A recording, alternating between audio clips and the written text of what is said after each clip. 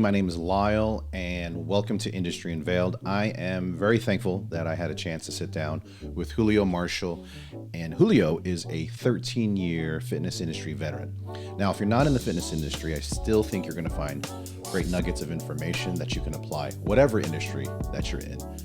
Julio, he goes over things like branding, scaling, understanding your market, creating authentic connections, and how it helped him in the different phases of his career and where it's going to take him for the next phase. So I really appreciate you taking the time. If you are not following me on LinkedIn for Industry Unveiled, I hope I have an opportunity to earn your follow and potentially on YouTube as well. This is a new channel, a new video, new profile, and just trying to bring out some content that will be valuable to you, whatever industry you're in. So thank you so much. And without further delay, my chat with Julio Marshall. Thank you all. I appreciate you.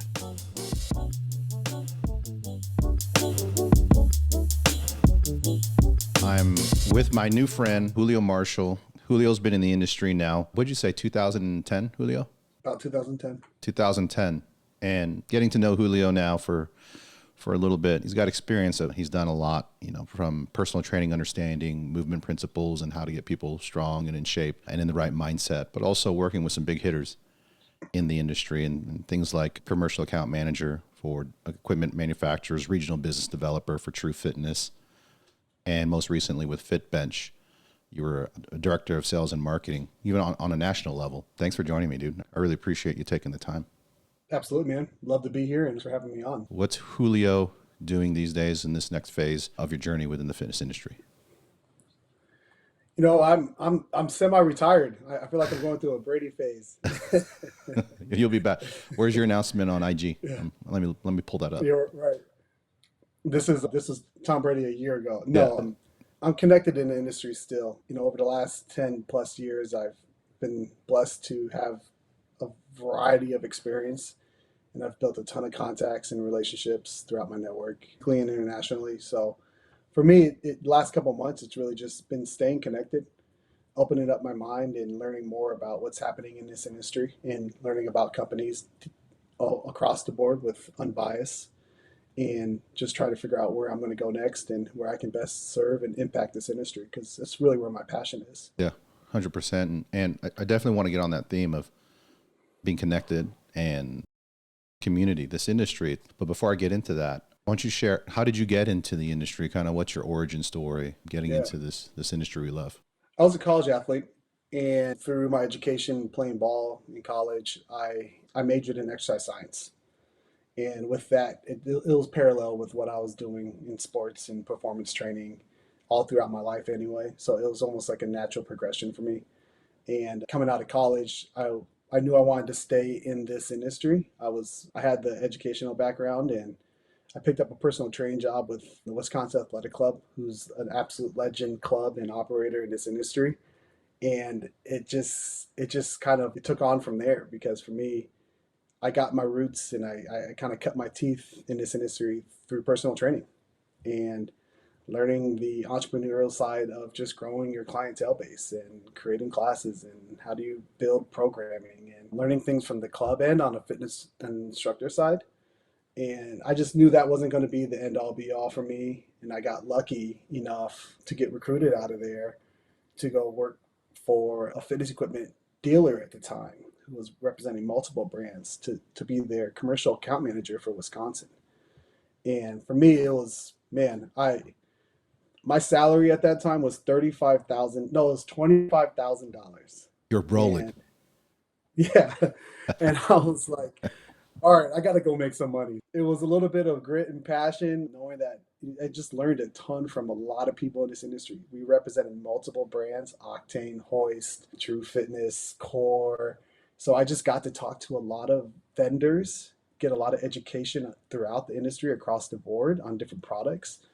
And it was just kind of a natural progression to move on from a dealer's perspective and go directly into the manufacturer side and work directly to the market, B2B. And that was kind of my next step after that. So for me, it was personal training, and then it was taking everything I learned from the fitness side and my educational background and roll that into more of like a business mindset of this industry.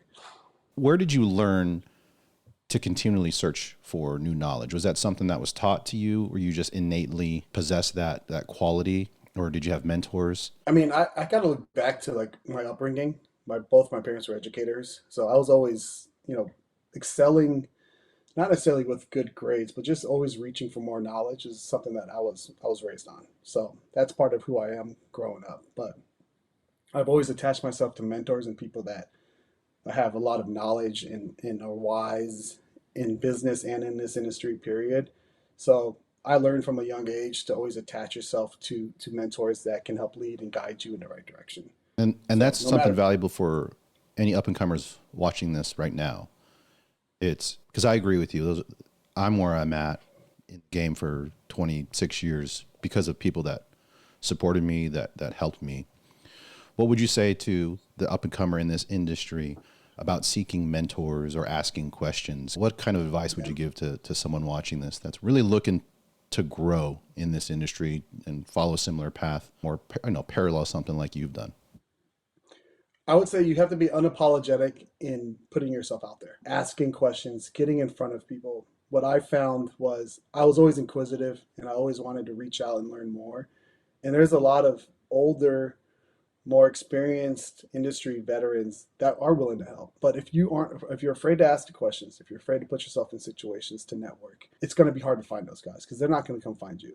They're Yeah. looking for the diamonds in the rough who are going to be there, are going to be present, and that show that they have those intangibles that they can grow off of. So let's if you don't mind, let's give some actionable stuff that these young folk, even though I feel like I'm young, and you're definitely young, those up and comers, what are some things to be unapologetic but professional that they can do right now to get themselves out there? What are some things you would recommend? Show up at trade shows, even if you don't have a reason for being there because your company is presenting or your company has a booth. Go and get yourself mixed into the groups of people. Find one person that you can lean on and ask what's happening and just be present. I found it. I was working with, for one example, this is an actionable approach, is I was partnering with a fitness financing vendor last year, and he was trying to get our business, and he wanted us to sell his services to our customers. And he was asking me exactly where was I going to be, where I was going to be connecting and networking with my customers. And I told him the next show that was athletic business. And he booked a flight and just showed up. He was there because he knew that I was going to be at all the events and I was going to be networking myself. And he was just like, hey, can I be there to help? Can I be there to be a service to you? And I realized, man, that's the grit and grind it takes, right? Is going outside of what is standard and what's on LinkedIn and Facebook and Instagram and just doing some cold reaching out. Get some FaceTime and find the events that you just have to show up and be at and learn.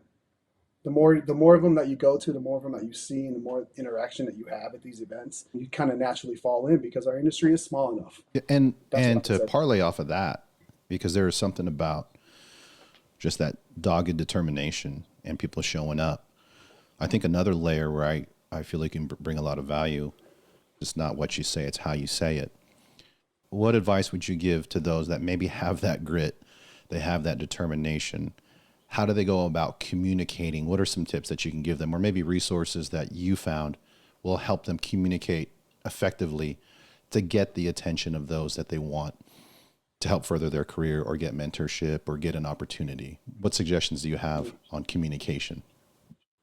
Knowledge is power. You shouldn't be the if you're looking to build your network and you're looking to grow relationships, you should do an unlimited amount of research on the people you're looking to build relationships with and the network that you're looking to build. I go back to when I was repping 6,000 SKUs across 10 brands or something. I would just sit there and read product brochures and know all their SKUs front to back, product catalog, because I knew if I was in an opportunity to talk about their product, I had to know as much as them, if not more. So for a young buck that's looking to come up, if you can build your knowledge based on products and services, learn your people inside and out, and there's so much public knowledge out there about all of that, you're that's going to be really powerful in building real connections because you're going to get respect. Yeah, and there's no excuse because there's so many resources out there for them to get the advantage. So thanks for elaborating on that. So you're at Of Second Wind course. Exercise Equipment. How did you end up at True? and becoming a regional business developer? Relationships. I think you know this industry being as small as it is once there's a job opening, you usually reach out to your close friends that you trust and find out who can help me. So I had a friend, Tyler Danon at FitBench, he's CEO owner, who introduced me to a group at True that was looking to hire a central regional manager. Tyler and I had been friends, playing basketball together, and then he just made an introduction to me. We went down to club industry in Chicago. I met the folks, and then it just kind of unraveled from there. So it was really through a connection. And as a regional business developer, what was your main role with True? My main role was looking at a defined territory and targeting and building a sales business plan to grow revenues with a targeted approach. So we had some pretty strict objectives and some benchmarks that we followed. That was the standard sales process. But really, it was health clubs and some of the high end verticals like YMCA's, JCC's, corporate wellness in my territory that I was looking to grow revenues. We took a brand that was looking to re-emerge as a premium product in the marketplace, going direct to the health clubs. That was my responsibility, was to grow revenues in that territory specifically, with a pretty targeted approach in the market segments.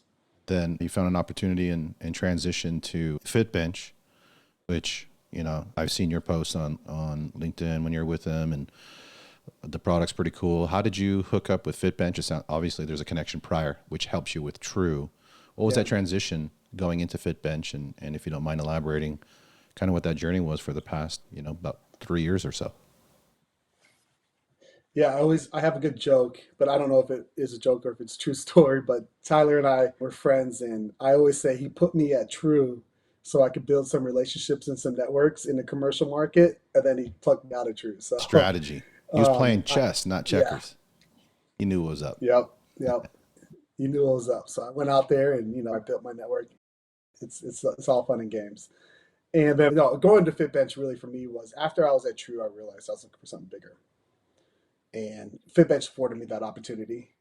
It's really hard in this industry because it's so small and there's not a ton of room for growth to the national global VP level of fitness equipment sales. There's guys that have been doing this for 25 plus years, been in this industry as long as you, and they have strong relationships, strong networks. So it's really hard to grow to that level. And I saw the opportunity FitBench provided me because I could either stay as a territory rep guy for the next 10 to 15 years and just kind of follow that path, make make some pretty good coin and have a good time doing it because it's a fun industry. But I was really looking to elevate my career. And this was the best path to do that. I believed in the product. We're close family friends. Our daughters are best friends. And it just looked like a good challenge. It seemed like a good challenge at the time and a good opportunity to push my professional career forward. And Tyler was looking to scale. He was looking to finally take this product that he had created and founded and grow it and just hit the pavement and hit the ground running. Yeah. And what are some things that you are able to highlight of, your time there, of how you helped that product grow and get into different markets, into different brands? What are some highlights that you're able to share about that? So it was a hell of a ride, man.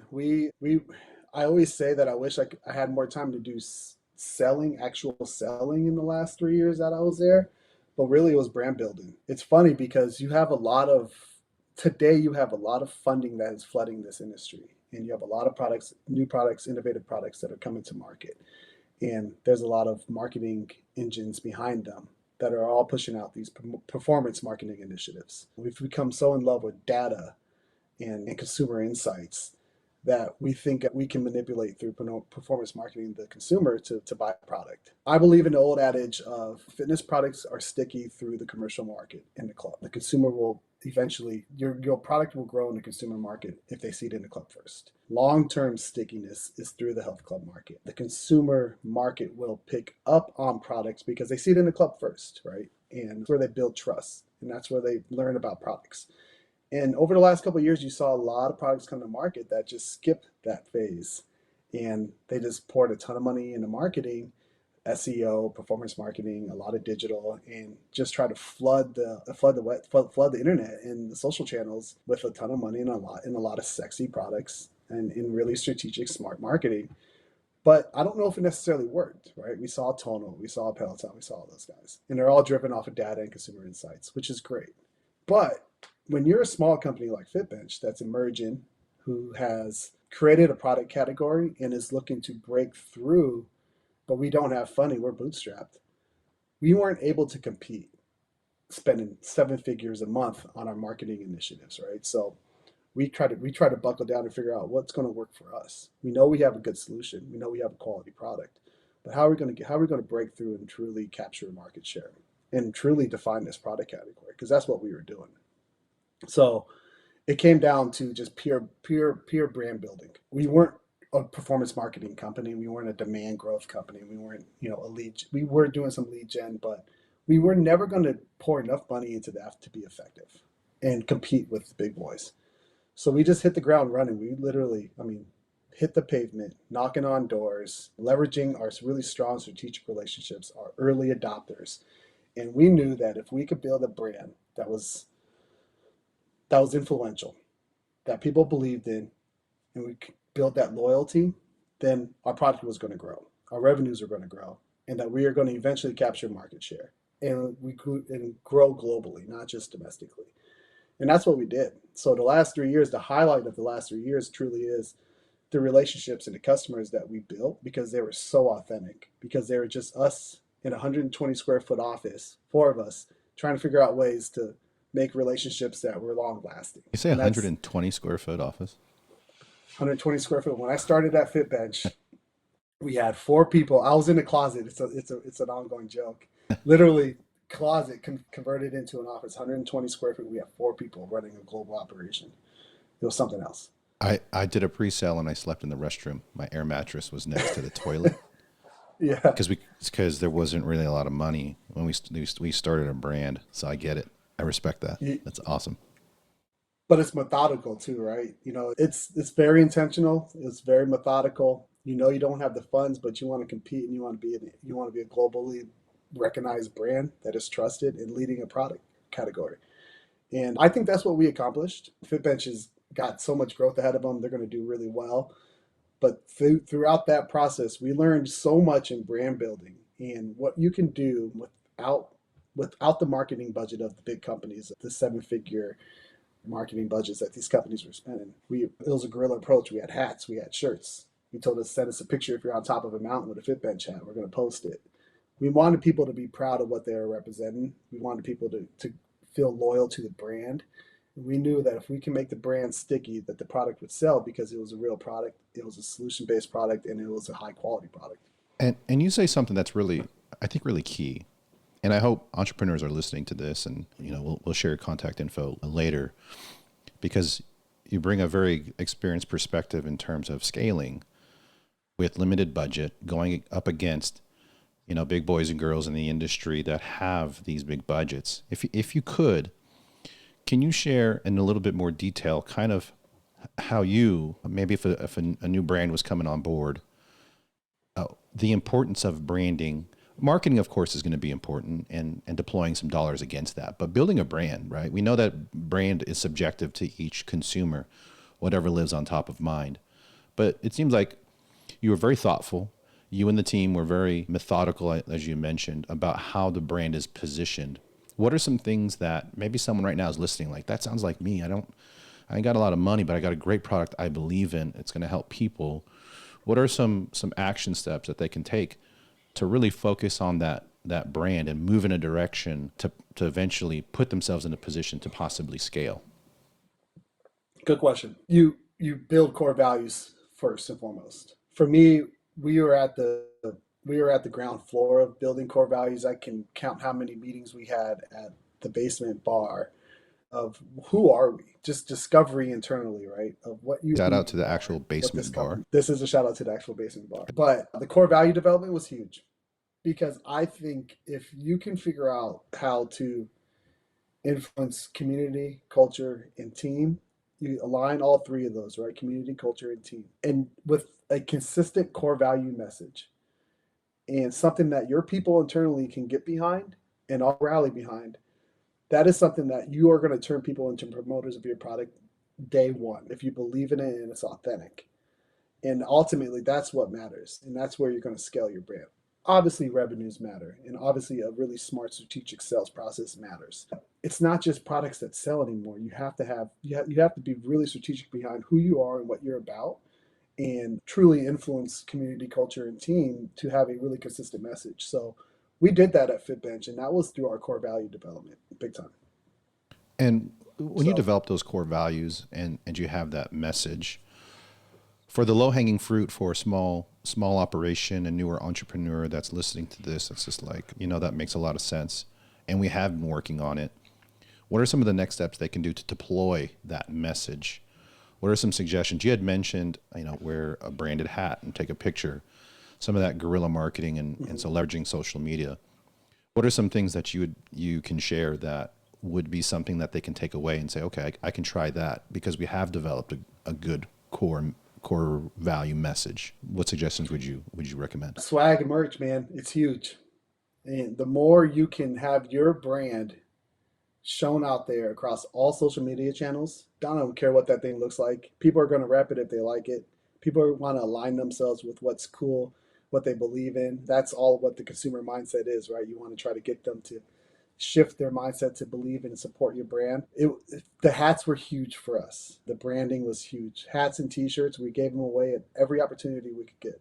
Every single event, people would start wearing. We'd start seeing FitBench hats and T-shirts everywhere on social media. We'd see them at trade shows. We didn't even know who they were. But once you can kind of once you have a brand that is marketable like that in that way, it's pretty cool to see it just walking around a city in an event with somebody that you don't even know. And but people are proud to rep it. That was huge for us. That's pure guerrilla marketing.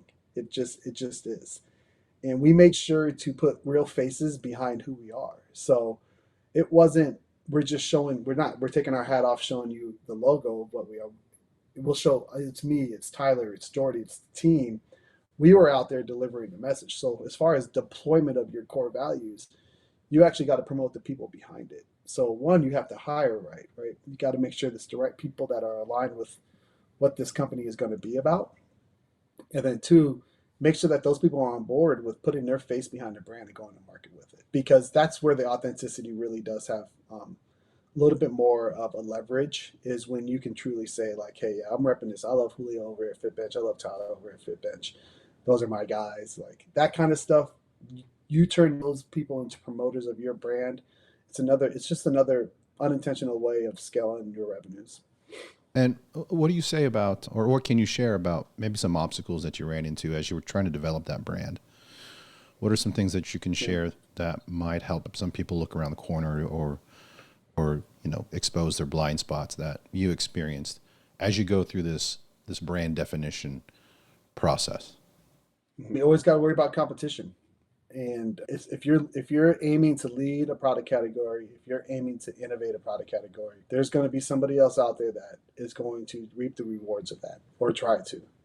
So that was something that we dealt with at FitBench. When I first went to FitBench, there was some China knockoffs and there were a couple European knockoffs, but there was nothing in the U.S. When I left FitBench, there was 4 brands that had the same product. So in 3 years, we went from no competition to 4 different products out there, which at some point, that's why it's so important to build that brand early on and not just chase sales right away, but actually create some stickiness to your product and your brand.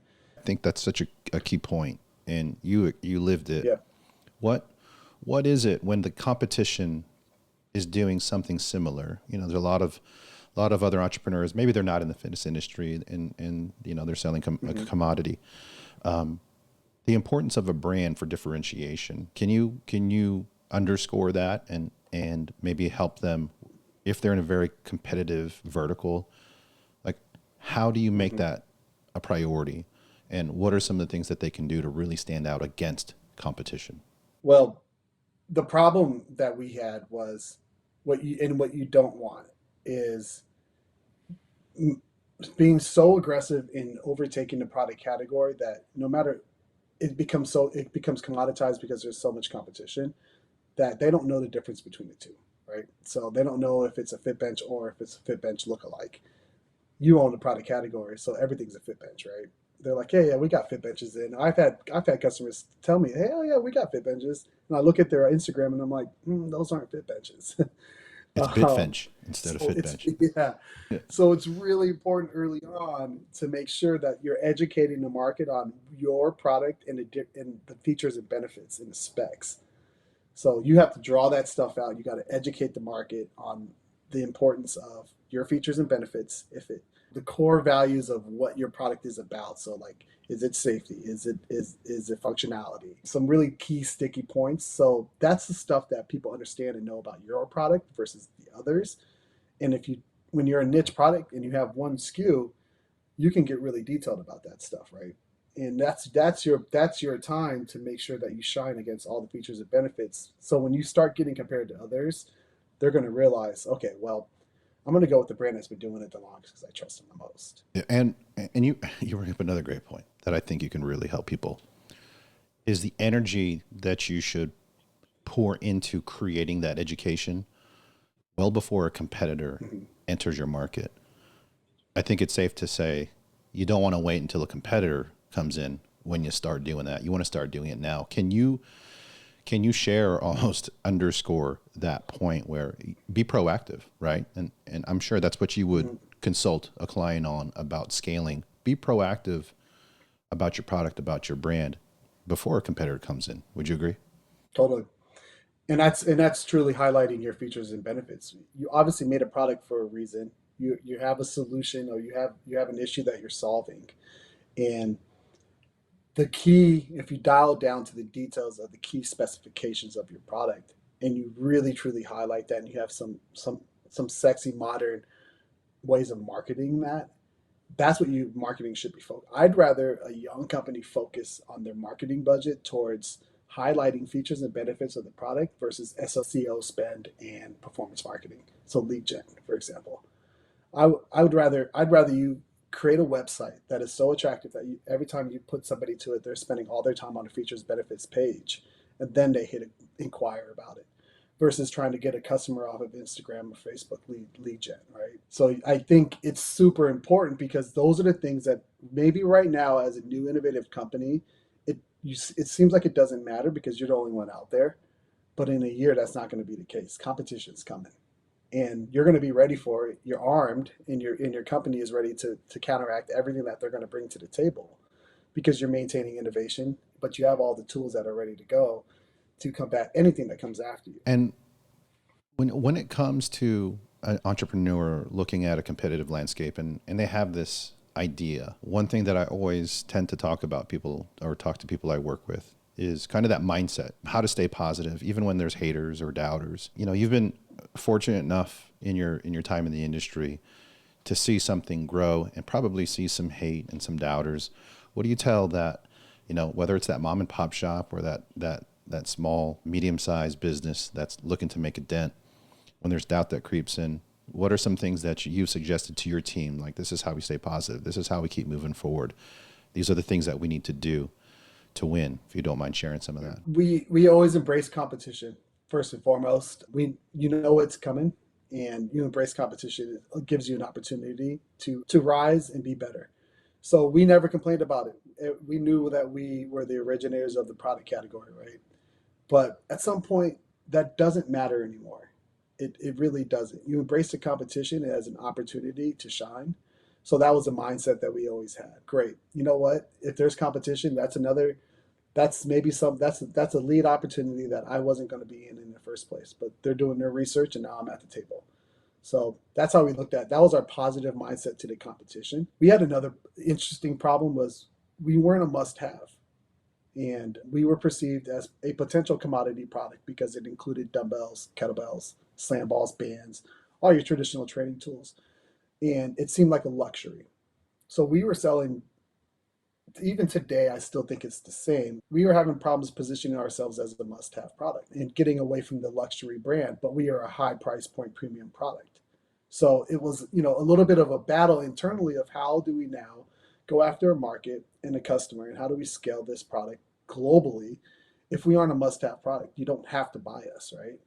So we had to really fine tune our approach and our sales pitches in who we targeted as the right customer for a luxury product. So I think early on, for somebody that you're going to get a lot of naysayers, especially if you're in this premium category, that are just going to tell you you're too expensive. We're not buying you. That's too expensive. But then that's where it's understanding your customer and building out use cases that make sense for them.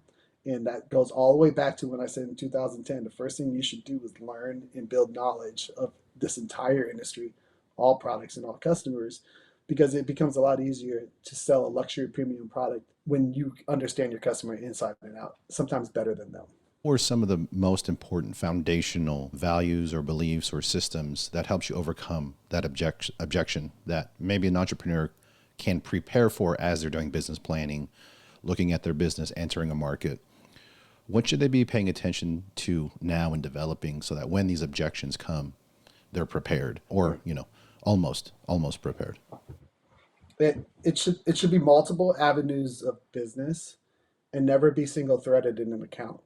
So those were very strategic and methodical approaches I almost took with everybody. So if I was going into a 24-hour fitness, or if I was going into a New York sports clubs or a LA fitness, I was making sure that I didn't have just one contact that I was building a relationship with. I was making sure I knew the personal trainers, I knew the fitness directors, I knew the regional vice presidents.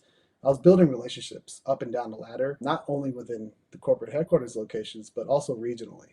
Because you never know who's going to be that one person that's going to be your promoter within that organization.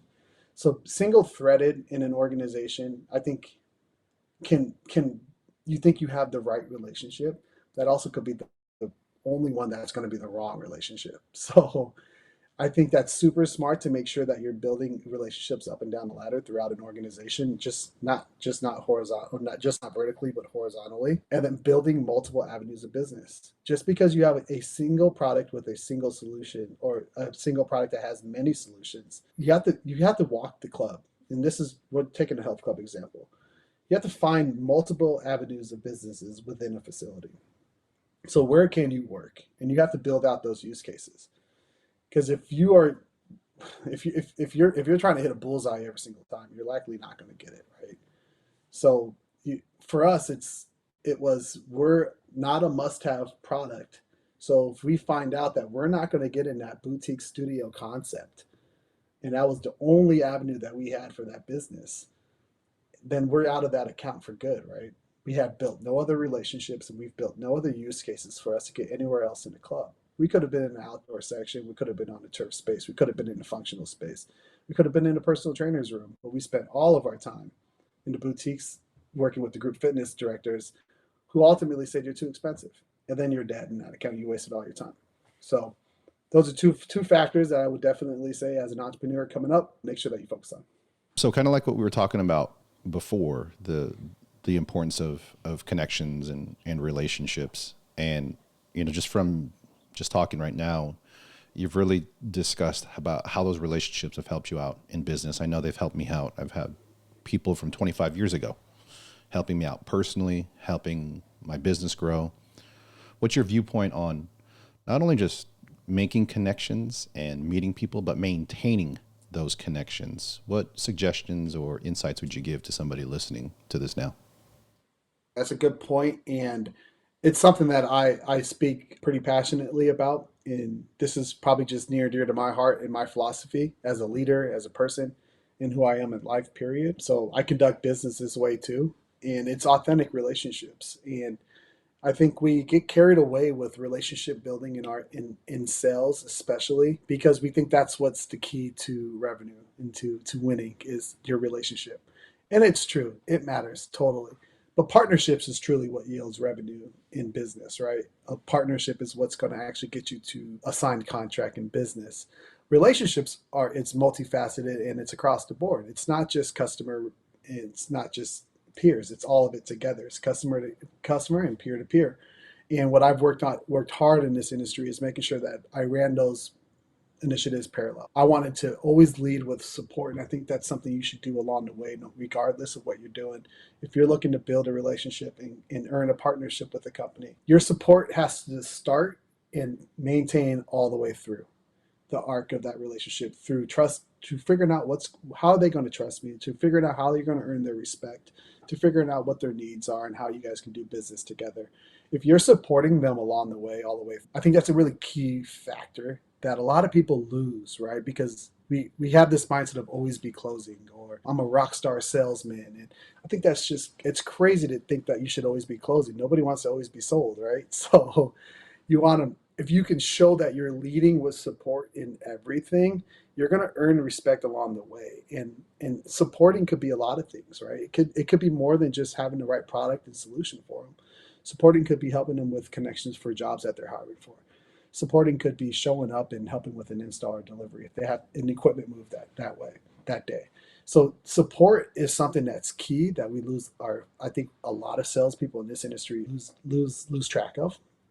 And then thinking that the business is done at the relationship, that they got it. We still got to get to the phase of partnership and winning that contract and actually closing the business. And that happens both for customers and for peers. That's something that I think you can ask anybody in the industry about me is I pour just as much time into my peers in this industry that I do my customers. Because ultimately I feel like if you can create a network of promoters, that's where you're going to really win. That's a beautiful point, and clearly it's going to serve, if people take that into heart and that authenticity, Yeah. it's going to serve others and themselves for a long time. And I'm curious, what are you up to now? You got a lot of great insights, a lot of knowledge that you have. Kind of what's on the horizon for Julio, and what are you looking forward to doing in this next phase of your career in the fitness industry? I'm staying in the industry for sure. Like I said earlier on, I'm just doing a lot of research on different companies, trying to figure out who I'm going to attach myself to. A friend, Pat Regan, told me, I talked to him early on, and he was like, you're gonna have a lot of conversations, you're gonna learn a lot, but really learn about the companies you're talking to, and make sure it's that somebody that you want to attach yourself to, and a brand that you want to promote and be aligned with. So it's been a fun discovery process. I'm going to stay in the industry. I'm networking and I'm staying present. But ultimately, I do want to be back in this industry, representing the company, helping them grow revenues, impacting culture, community, and team, and breaking through a product and having a real solid, true impact, not only on what a product can do for this industry, but also how I can help a company grow. No, that's awesome. In terms of making connections, you had said trade show. What maybe top one or two other ways can someone make connections and get on that hustle to really build relationships? The health club, man, go be a member at any health club in your local community, and you're going to start networking with people left and right. I think it's one of the best places that you can build connections, real friendships, and get a part of a community that is about the grind. For a company that has a lot of competitors, no budget, how do you think they should use social media starting today? Authentically start posting real product with real people and real customers. So whatever you have today, go start creating content and putting it out there. Don't try to be too pretty about it. Most influential person in the industry that is, or in life, that has helped you get you to where you're at? Man, one of the strongest influences I've had in this industry is Pete Lundstrom from Torque Fitness. He gave me my first job in this industry, and he's just been a solid mentor all the way through. And what do you tell someone coming up that is facing a lot of doubt or is down and out, not closing sales? What advice would you give that person to get their mind right? I think it's maintain positive energy. I'm a big believer of the energy you put into this universe will come back to you. If you can figure out ways to impact people around you positively, even though it doesn't seem like it's self-serving, it will come back to you. So I try to make sure that, and I told my kids this morning what kind of energy you put in the universe this morning. So I think it's big, man. Putting positive energy out in the universe and impacting other people and removing yourself from your self-doubt and removing yourself from that mindset. I love it. So if people want to get a hold of you, maybe they got questions about some things that you said. It seems like you can give insights as you're in this next phase and searching for the next thing. How can people get a hold of you, Julio? LinkedIn's probably best. I'm very active on LinkedIn. I'm constantly posting. I'll be at URSA coming up. So definitely a good opportunity to sit down and chat. So I'll plan on being there. I'll continue to try to pop into industry events over this next year, but really just reach out on LinkedIn. It's best. Awesome. And then any last words for individuals watching this that are new to the industry? What would you say to them as they go and try to make a mark in this fitness industry that we love? Believe in yourself, man. Whatever you want to do in this industry, you can do it. I think there's enough good people out there that are willing to help. You got to believe in yourself and go get it. Julio, this has been fun, man. I know I've actually learned a lot just about your approach and stuff and things that I think I can implement as well. And I hope people that are watching can implement. Give Julio a shout. I'll make sure to put his contact information as you're watching this. But Julio, thanks for your time, brother. I really appreciate you. Absolutely, Lyle. Thank you, man. I appreciate you having me on, and I'll see you soon.